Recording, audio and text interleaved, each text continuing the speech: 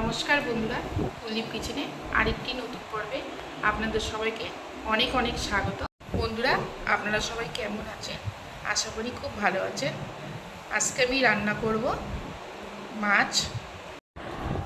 এই যে বন্ধুরা, বাজার থেকে ইলিশ মাছ এনেছি। ইলিশ মাছের মুড়োটা রেখে দিয়েছি, আজকে বানাবো না, ওটা অন্য কোনো দিন কচুর শাক দিয়ে বানিয়ে নেব। মাছ তো ভালো করে ধুয়ে জল ঝরিয়ে রেখেছিলাম, এখন নুন হলুদ দিয়ে দেবো মাছের মধ্যে।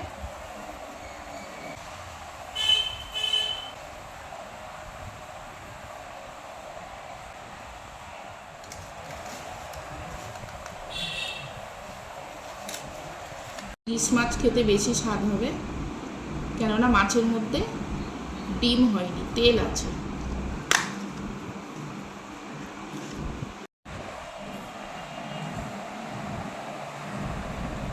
তেল গরম হয়ে গেছে, এখন এক এক করে মাছ দিয়ে দেবো। অল্প করে ভেজে নেবো বন্ধুরা। কাঁচা ইলিশ মাছও ভালো লাগে ভাপা, কিন্তু আজকে অল্প করে ভেজে করবো।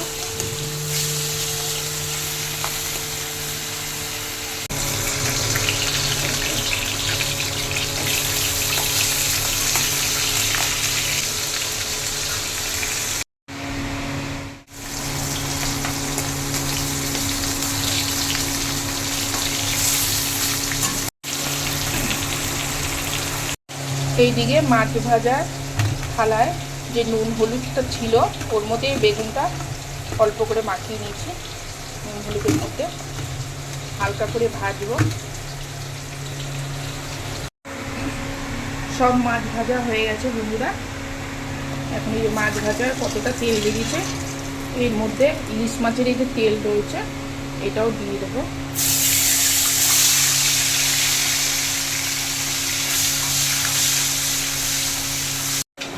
এই যে বন্ধুরা, ইলিশ মাছের তেলটা তুলে নিয়েছি, আর কড়াইতে অল্প একটু তেল আছে, এর মধ্যে তেল দিয়ে দেবো। বেগুনগুলো এখন অল্প করে ভেজে নেবো।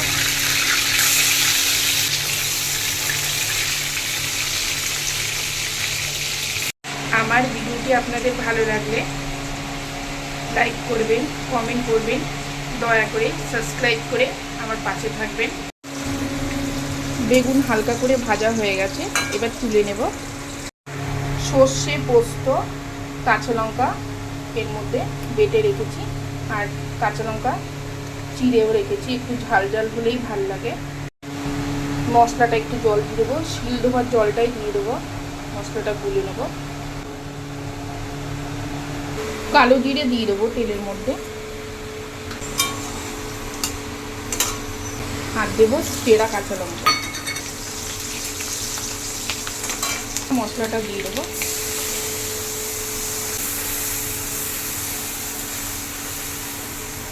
আর একটু জল দিয়ে দেবো। পরিমাণ মতন নুন দিয়ে দেবো, হলুদ,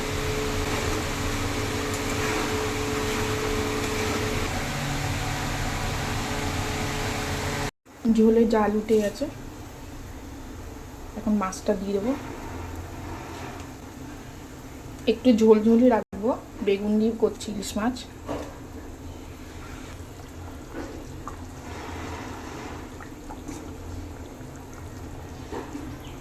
মাছ দেওয়ার পর 5 মিনিটের মতন ফুটিয়ে নিচ্ছি। এখন বেগুনটাও দিয়ে দেবো।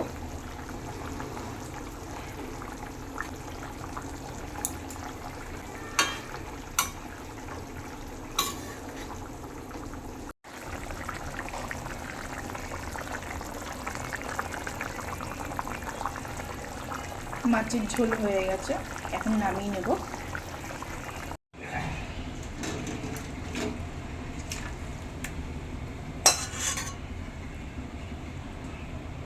ধুয়ে রাখা কুচনো ধনে পাতা দিয়ে দেবো।